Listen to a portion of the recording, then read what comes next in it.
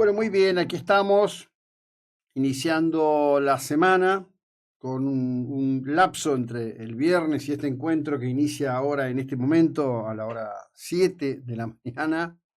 Hemos iniciado 6:30, pero digo, este momento inicia a las 7 de la mañana con una cantidad de situaciones que han sido absolutamente impresionantes, muy densas muchas de ellas, tanto en el plano local, en el plano nacional y en el plano internacional. En orden de ese criterio, hay que decir que el día viernes próximo pasado se dio una situación allí en el predio de disposición final de residuos, el lugar donde se juegan los Juegos del Hambre, en el partido de General Pueyrredón, en donde dos grupos, ¿no? Que en la columna que lleva mi firma, noticiasyprotagonistas.com, en la edición 1404, significó como aquello de las pandillas de Nueva York, Gangs of New York, ¿no? Es decir, la idea de que en la pobreza solo habría virtud, sin entender que en el conjunto de lo que llamamos la naturaleza humana, la posibilidad de la disputa por cualquier tipo de bien se vuelve literalmente más salvaje cuanto más abajo se está en la escala social económica. Lo ocurrido es que dos grupos distintos, que indudablemente tienen sus rivalidades, tienen su orden de conducción, donde habrá sujetos alfa en capacidad de llevar adelante, incitar, decidieron que la violencia era el método para resolver una disputa por el contenido de los camiones que traen los residuos que se recogen en la ciudad de Mar del Plata al predio de disposición final. Allí hay una suerte de situación aceptada y consentida, y es que los camiones van a hacer el volcado no en un orden como corresponde, sino en un orden que permita que todas estas personas que están allí puedan, digamos, efectivamente revolver la basura e ir obteniendo elementos que después puedan ser vendidos, lejos de una idea de un esquema de reciclado que efectivamente debiera estar funcionando, que no ha funcionado nunca, porque las razones políticas para sostener ese lugar han trascendido las distintas gestiones. Como consecuencia de todo esto, de un disparo, muere uno de los que estaban atacando a los funcionarios policiales, que el número de 4 estaban allí. No es como se ha publicado en algunas cuentas de Twitter, que debía haber 8, pero que en realidad, porque hay un tema, no. Ahí había 4, que es lo que siempre ha estado como dotación. Es un lugar complejo para conseguir funcionarios policiales. Los funcionarios policiales no quieren ir allí. Les resulta muy violento, muy oprobioso en líneas generales estar en ese lugar. El joven que dispara en defensa de su vida. Esto está clarísimo.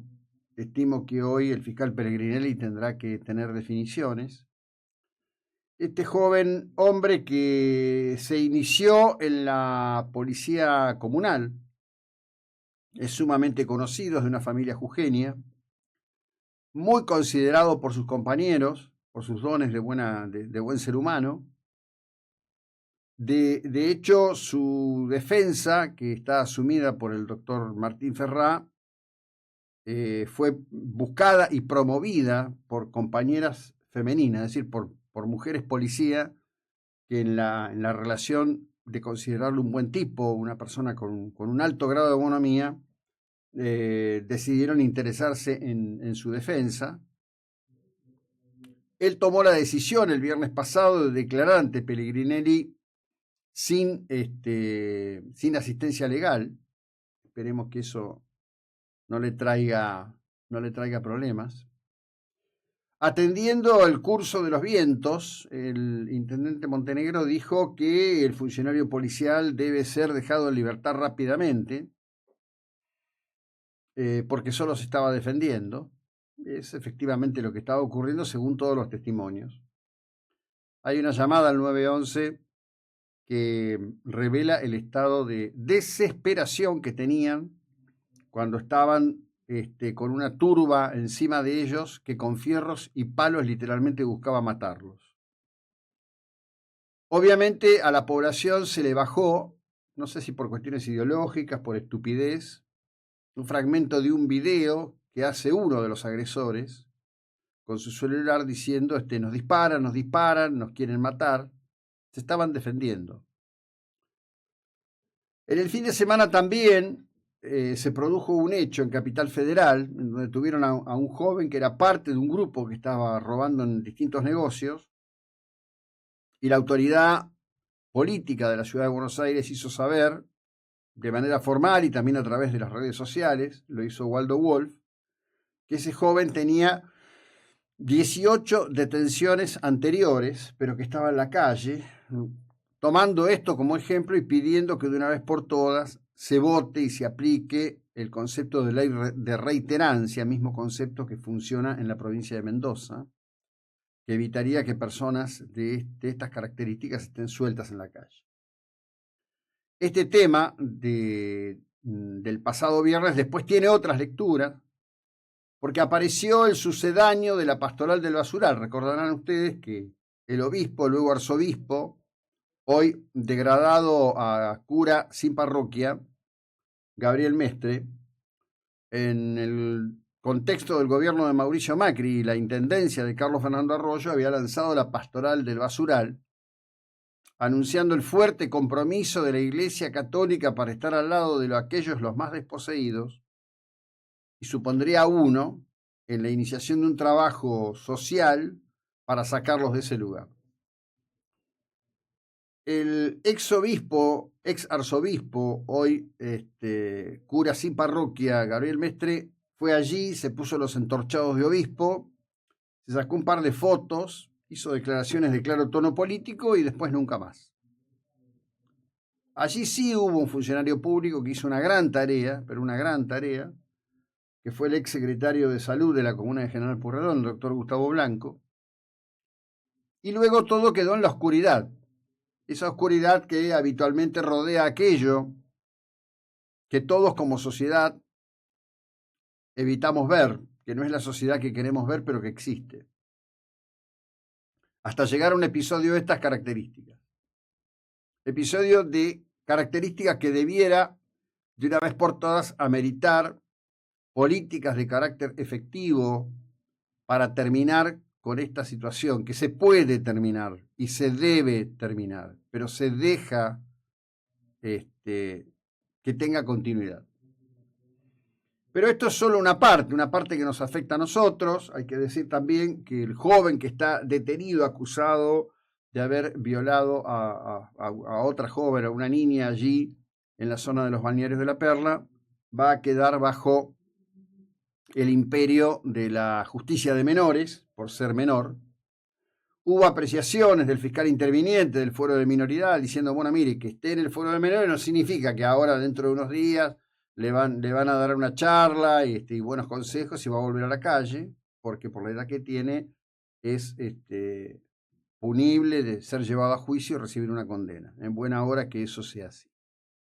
Pero de todo lo que ha estado ocurriendo también hay que señalar que nuestro continente, conmovido por la situación de los hermanos venezolanos, vivió una situación ciertamente impactante en la nueva convocatoria, la movilización que lanzó María Corina Machado, líder indiscutible del pueblo venezolano en el día de hoy, que tuvo su réplica en una gran cantidad de capitales. La movilización en Buenos Aires fue enorme, realmente enorme, a la altura de la que hubo en Madrid. También fue impresionante la movilización en Santiago de Chile. Enorme la movilización en Santiago de Chile, en buena hora que esto esté ocurriendo, en grado menor quizás en volumen de cantidad de gente, pero importante como testimonio en distintas capitales, incluido Sydney en Australia, por ejemplo, de un pueblo que quiere que se respete su elección que dice que hay un nuevo presidente, que dice que Nicolás Maduro debe dejar el poder, mientras sigue siendo sostenido por el presidente de Colombia, Petro, y el presidente de Brasil, Lula, personas a las que Mauricio Macri en el fin de semana ha llamado cómplices de Maduro, claramente sin tapujos y sin embagues en el uso de las palabras. El gobierno argentino tiene una buena actitud en líneas generales, pero debería tener una actitud más intensa en este sentido, por lo menos en mi lectura. Pero por otro lado, han pasado también otras cosas que impactan de lleno en el plano nacional. Ustedes saben que desde el gobierno de Néstor Kirchner está en la Argentina un enorme debate al respecto del periodismo, el rol del periodismo, la cuestión de la pauta publicitaria, los esquemas que rodean toda esta cuestión. Yo en más de una oportunidad he señalado aquí, reitero en este momento, que todo ese tema de la condición espuria de presentadores de noticias, periodistas, etcétera, referida a los distintos gobiernos, comenzó en el gobierno de Menem. Sé que a muchos seguidores de Milei, menemistas que añoran ese pasado que han logrado idealizar con el paso del tiempo, esto los incomoda, pero esto empezó en el Ministerio de Interior y el Ministerio de Economía. Empezó con Corach y empezó con Cavallo. No era Cavallo directamente, pero era Cavallo el que consentía. El que distribuía los sobres era Guillermo Seita, vecino de Mar del Plata, hoy millonario de toda millonariedad. Y en el caso de Corach había un manejo más directo por parte de quien era ministro. Ninguno de estos son héroes de nada. Armaron un esquema.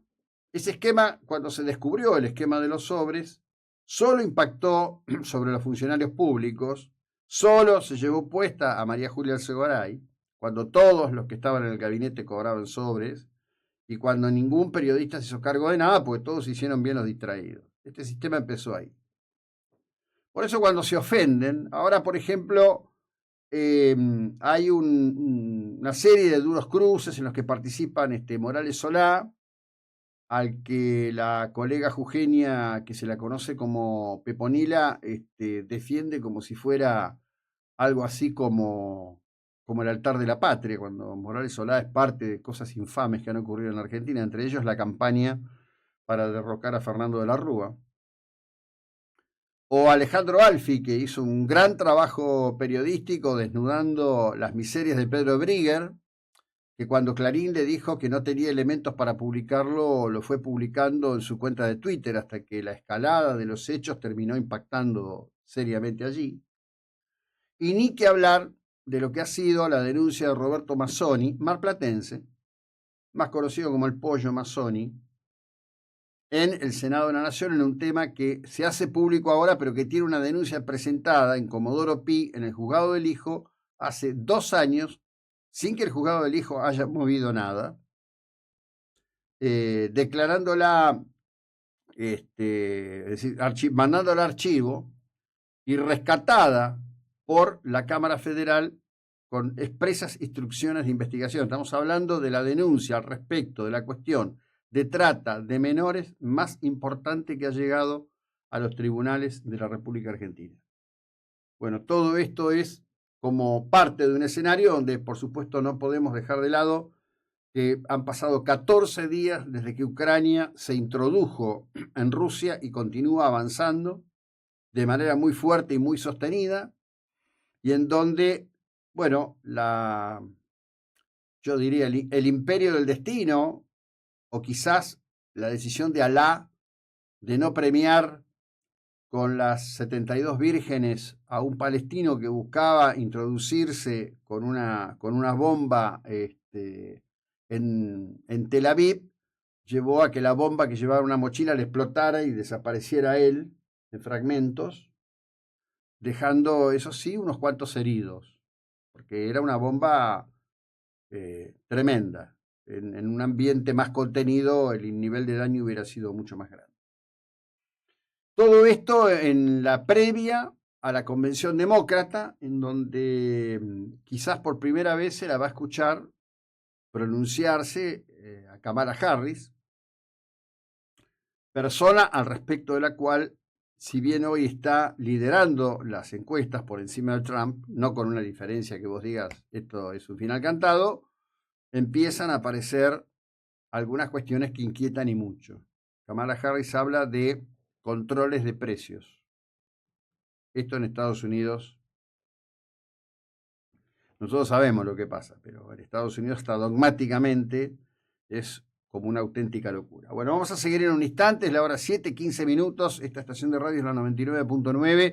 En streaming estamos en FM 999.info y replicamos a través de Twitter en @NIP999, así como en Facebook en Noticias y Protagonistas Radio. Todos nuestros contenidos también los encontrás en YouTube y en Spotify. Ya continuamos.